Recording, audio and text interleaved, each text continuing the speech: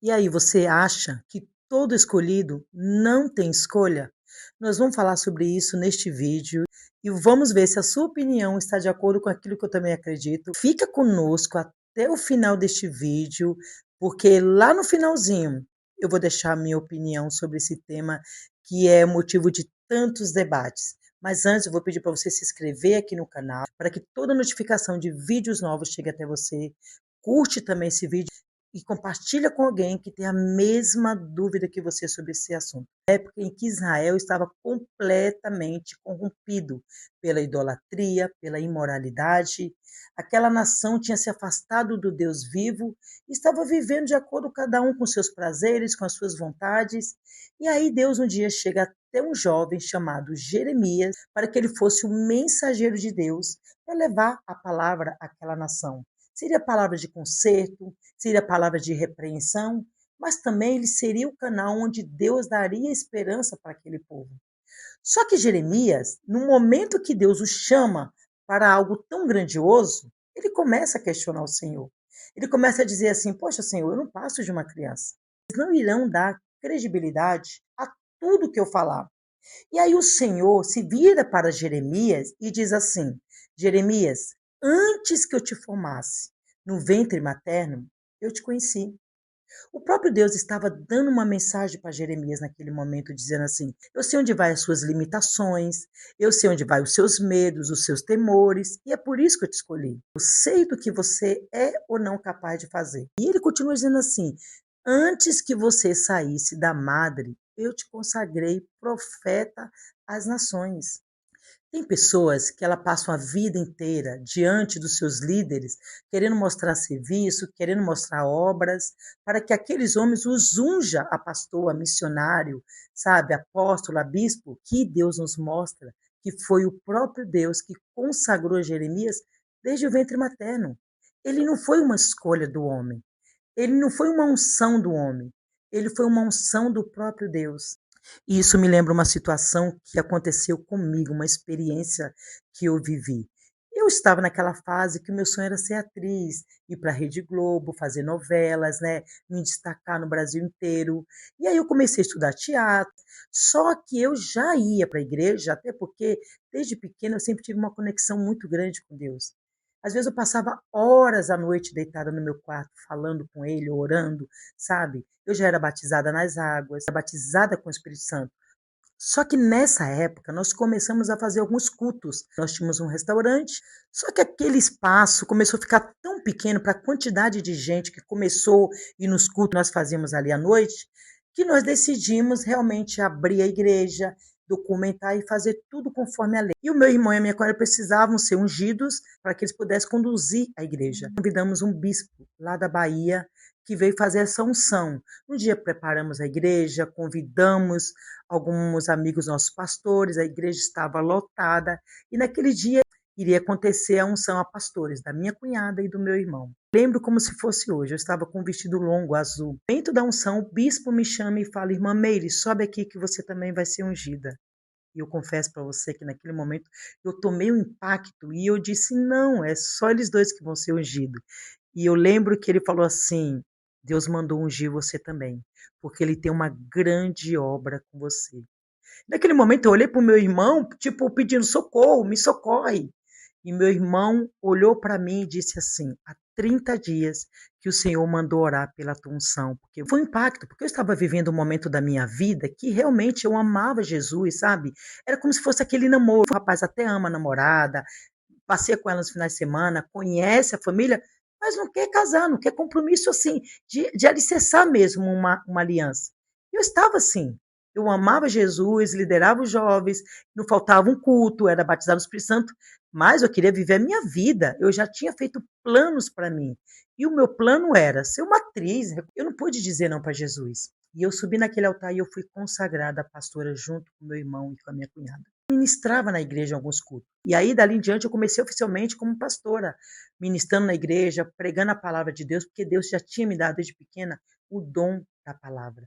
Eu continuava no teatro e equilibrando o teatro com o pastoreado. Uma época que eu estava com uma peça em cartaz num grande teatro de São Paulo. Estava assim, eu lembro que foi o último dia da apresentação, a plateia estava lotada. Nós tínhamos lá até o Aguinaldo Silva, ele até me elogiou, que o meu personagem estava muito bom, olha, que parabéns, você é uma atriz excelente e tal. Quando eu fui para o camarim tirar toda a roupa, tirar a maquiagem, eu estava assim, todo mundo comemorando ali o sucesso que tinha sido a peça. E eu lembro para mim assim, Meire, agora chegou a hora de você decidir. Ser conhecida através do teatro ou você ser conhecida pela minha palavra.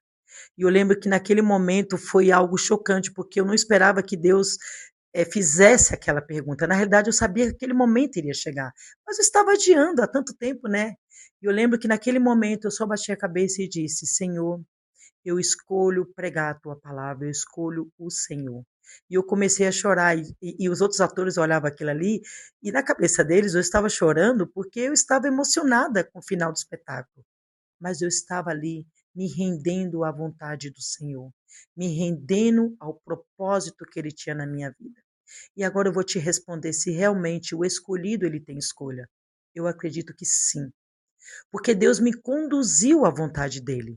Durante os anos todo que eu comecei a pastorear o rebanho dele, ele foi me conduzindo e cada vez mais o meu coração foi tomando amor pelas vidas, pelas almas que ele colocava no meu caminho para que eu pudesse conduzir, porém, a decisão final seria minha. Eu poderia escolher ali naquele momento pelo teatro. E Deus não iria me castigar, mas também eu não iria viver todas as bênçãos que ele tinha na minha vida decorrente da obediência. Tem uma frase que eu sempre digo aqui nos meus vídeos: a obediência é a chave que abre a porta para o teu milagre. Ele me conduziu por um caminho que era o que ele queria para minha vida, mas a decisão final foi minha, porque eu tinha o direito de escolher. Porque senão seríamos como robôs, que Deus determina e a gente faz. Mas ele nos criou com livre-arbítrio. Finalzinho, quando Deus vai falar com Jeremias, ele fala assim: não temas diante deles, porque eu sou contigo. Diante de todas as justificativas que Jeremias deu, dizendo que ele não era digno de ser o profeta escolhido por Deus, Deus vai falando: não, Jeremias, não se preocupa não, eu vou diante de você. E o Senhor estende a mão e toca na boca de Jeremias e diz assim: eis que hoje eu ponho as minhas palavras na tua boca, não se preocupe. Capítulo 1, versículo 10, onde o Senhor diz assim: olha que hoje eu te constituo um profeta às nações. Ele vai falando, para derribares, para bater, para levantar. Ou seja, o Senhor já havia consagrado Jeremias desde o ventre da mãe dele. Mas Deus só constituiu autoridade na vida de Jeremias, descer ao Senhor. O escolhido, ele tem o direito da escolha, porém, ele só vai receber autoridade. Ele só vai começar a viver os milagres que Deus tem na vida dele quando ele decidir obedecer aquilo que Deus separou ele para fazer nessa terra. Muitos vão me questionar e vão dizer: não, o escolhido não tem escolha, direito de decidir sobre a nossa vida. E eu convido a você hoje a fazer uma escolha diante daquilo que Deus já te chamou para você ser. Talvez Deus te chamou para ser um profeta, ou Deus te chamou para ser um executivo, um empresário. Deus te chamou para você ser um professor, uma dona de casa. Não importa o que ele te chamou. Assuma hoje o papel que ele designou para a tua vida. Muitos vão dizer: ah, mas ele me chamou para coisa tão pequena. Ser o melhor dentro do chamado de Deus. Porque naquele grande dia não terá grande nem pequeno, mas terá diante de Deus aqueles que foram obedientes aos seus desígnios, obediente à sua palavra e obediente ao seu chamado.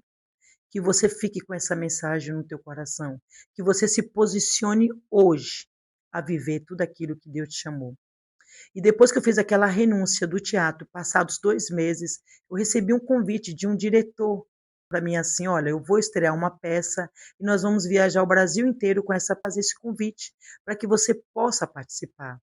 E eu respondi para ele assim: não, eu não vou mais porque agora eu tomei um outro rumo para minha vida. Obrigado por este convite, mas é não. Ou seja, 2 meses depois eu ainda estava sendo testada para ver se realmente eu havia decidido obedecer à palavra do Senhor. De lá para cá foram inúmeras coisas que eu vivi com o Senhor.